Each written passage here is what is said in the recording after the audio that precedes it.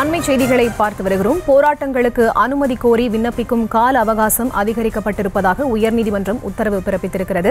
இது தொடர்பான முழுமையான விவரங்களோடு இணைகிறார் செய்தியாளர் மதியழகன். அவரிடம் பேசலாம். வணக்கம் மதியழகன், இந்த உத்தரவு தொடர்பான முழுமையான விவரங்கள்.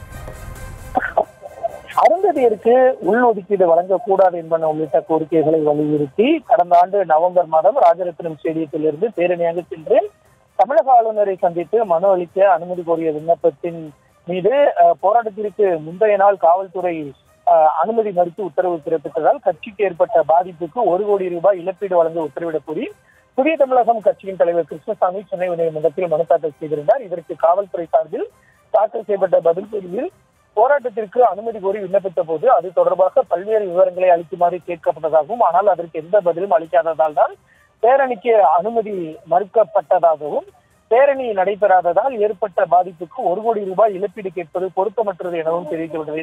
இந்த வழக்கை விசாரித்த நீதிபதி சி. வேல்முருகன் இன்று பிறப்பித்திருக்கக்கூடிய உத்தரவில் போராட்டங்கள் ஆர்ப்பாட்டங்களுக்கு அனுமதி கோரி விண்ணப்பிப்பதற்கான கால அவகாசத்தை 5 நாட்களில் இருந்து 10 நாட்களாக அதிகரிக்கும் வகையில் சட்ட திருத்தம் கொண்டு வர வேண்டும் என உத்தரவிட்டிருக்கிறார்.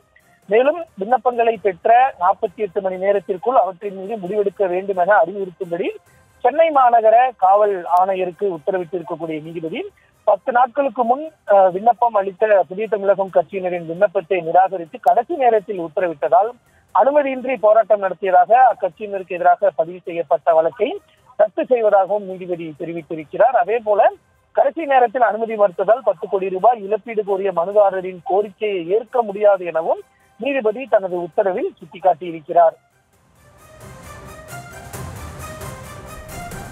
விவரங்களுக்கு நன்றி மதியழகன்.